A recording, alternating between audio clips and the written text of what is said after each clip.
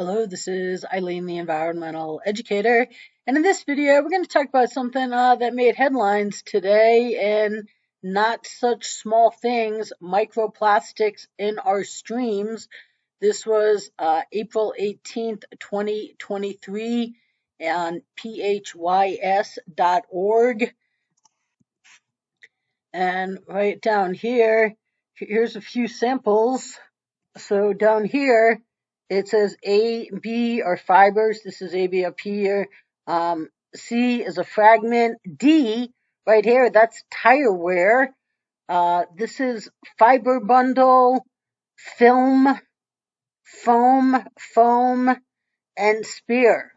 So it kind of looks like a contact lens. Now, these microplastics, they're found everywhere. Microplastics pollution in the Huron River. The Huron River Watershed Council put this out, and seeandstraws.com put out the invisible danger of microplastics. So it says here that scientists have been aware that these particles, microplastics, have been filtering through the environment for decades, but concern about them has only really started to ramp up more recently. According to Andrew Gray, a UCR assistant professor of watershed hydrology, said there is mounting evidence that these materials are toxic. They have negative impacts on reproductive health, particularly for males. It says that they can carry other compounds that were added during manufacturing or picked up as they traveled through the environment, like heavy metals or PFOSs, chemicals used in products like firefighting foam, stain-resistant fabrics, and food packaging. And then the small microplastics and nanoplastics can also cross organ boundaries and infiltrate cell walls. So, they get into the fish you eat, they get into your bodies, whether it's from the air or the water or food that you eat. Even one of these articles, this one here, it says that 90% of the time that you lick your lips. Oh no, I'm sorry. It says that did you know that you are eating plastic every time you lick your lips? Yuck. And it's because of cosmetic products that contain 90% of plastic particles. So it's every time you lick your lips, you are ingesting plastics.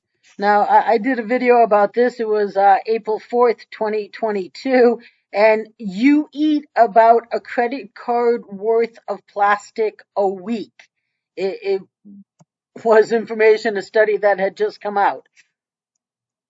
It says here that in addition, microplastics can cause problems for animals whose airways and digestive tracts can become blocked with them when they're mistaken for food.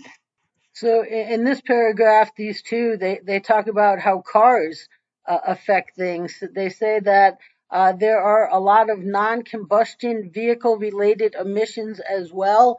Brakes, fluids, tires, and roads. All of these things contain plastics that leach out, break down, and get washed into our waterways. Tires used to be relatively simple concoctions, but that's no longer the case. Today's tires are mixed with a lot of petroleum-based plastics and additives. Tire and road particles have toxic effects on commercial varieties of fish, including salmon and trout, as well as other aquatic animals. So the professor from above, Gray, he said that even if we stop producing all plastics today, the legacy of pollution will go on for decades, but not all microplastics may be toxic. And for those that are, we have the opportunity to decrease their manufacture and impact. Well, of course we do. Okay, we shouldn't have been using any of these plastics for a very long time. We wouldn't have been if anybody would have allowed solutions since November 93. I know for those of you who have been here before, I'm a broken record about this, but it's true. And all of these environmental voices don't give me anything better to say. Like, yeah, we are ending our disposable society, and packaging and transportation packaging and just that's all plastic mostly, and chemicals and toxins. And what would we replace it with? Well, hemp. Right there, hemp. But no, we don't do that. So microplastics are tiny pieces of plastic less than 5 millimeters, zero point 0.2 inches, and are mostly invisible to the naked eye. They slough off of articles of clothing when they are being washed and fall off decomposing plastic bottles, bags, and other debris. Right here, this seeandstraws.com article says that this is they say that fleece jumper you love so much releases 2,000 pieces of microfibers in a single washing. They too pass the sewage system unhindered and are released into the waterways. 2,000 pieces of microfibers in a single washing. Okay? So this Huron River water article says that you can get a filter for your washing machine, 330 microns or less, like these right here. So it captures microplastics before the wastewater enters the water treatment or septic system. This also says that get clothes made in natural fibers. You know, so, like clothes like wool and cotton and, well, one of these articles actually says that in cotton, and you know what they don't mention? Oh, that's right. How about hemp? And right here, the ridiculousness, they say, let politicians know this is an issue you care about. Okay, politicians, like they care what you care about. They don't.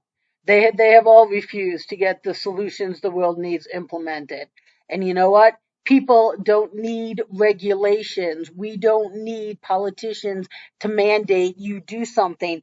People themselves can take responsible action, like stop using plastic, getting hemp implemented, start using hemp products, stop using all of the disposable and the plastic and the packaging.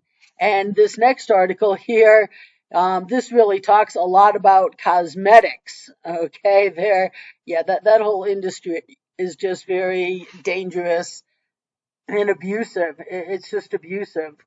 So this article says that there's three types. There's primary microplastics,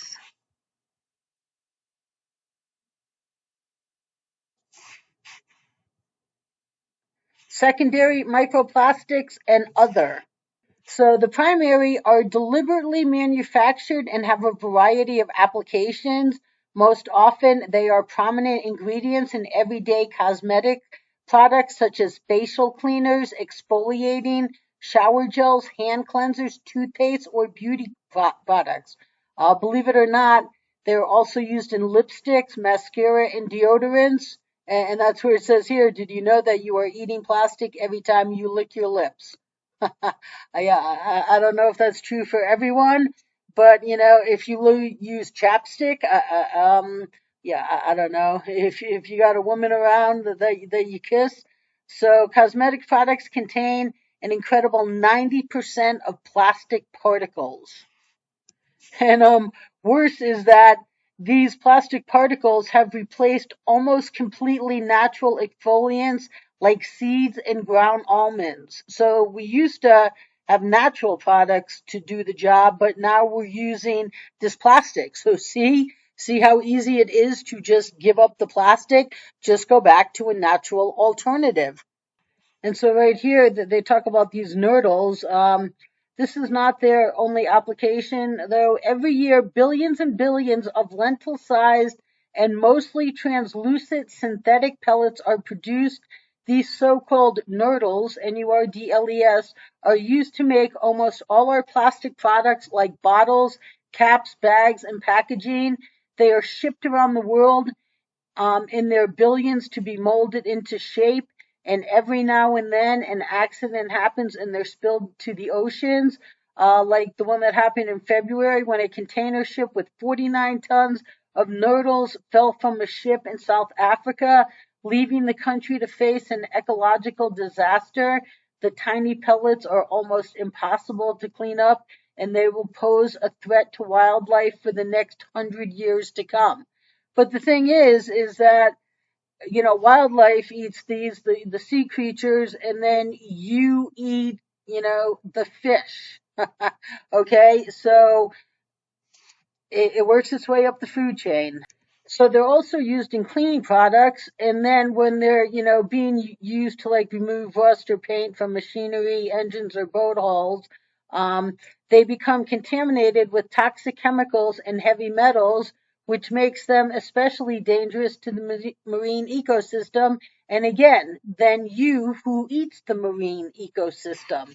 The secondary microplastics are derived from breakdown of larger plastic products. Plastic never vanishes, but with the help of sunlight, wind, and waves, they are ground down into smaller and smaller pieces. All products from food containers to bottle lids, milk jugs, fishing nets, car tires undergo this process, even if it takes up to 1,000 years. Once they are smaller than 5 millimeters, they're called microplastics. And then the third and other category here, um, it says are derived from the wear and tear of synthetic materials such as polyester, nylon, or fleece. And that's where that washing in the 2,000 pieces of microfibers comes out in a single washing. But, just rubbing your hands over them, all of these little itsy bitsy particles come off. And it says here that out in the Great Pacific Garbage Patch, it contains 6 times more plastic particles than phytoplankton, which is, well, plankton, which is, the base of the food chain. Okay. And then right here is where it talks about, then it works its way up the food chain because it gets eaten, and then it gets eaten by, the smaller fish, which get eaten by the bigger fish like tuna and swordfish, and then that ends up on your dinner plate, and then that ends up in you, and that is part of how you eat a credit card's worth of plastic a week.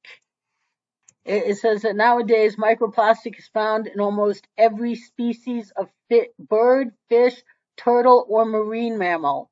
And they're also found at the depths of the oceans and, isolated tropical islands, at the most vast, you know, parts of Antarctica and the Arctic. They are everywhere. The wind, the water takes them everywhere. They're in the air. You breathe them in. When you have your fleece on, and so you rub up against something, or you're touching it and rubbing it, those microparticles can come off, and you can breathe them in. They're in the air, not just the water in your food.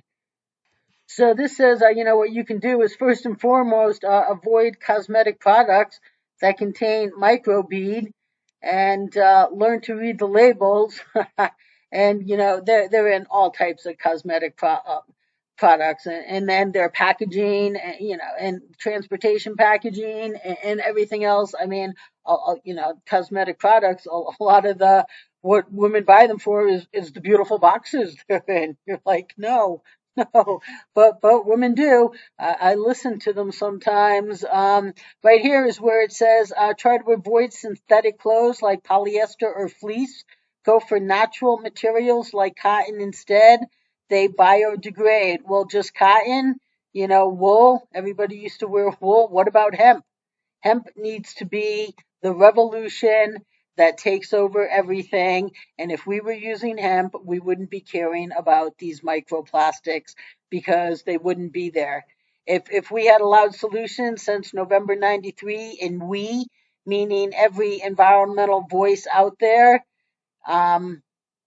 we wouldn't be having these microplastics. This discussion wouldn't even be happening. Okay, but because no one will allow solutions, we have the situation going on. So it just made headlines again. This is for real, and not all the plastic is as big and obvious as this.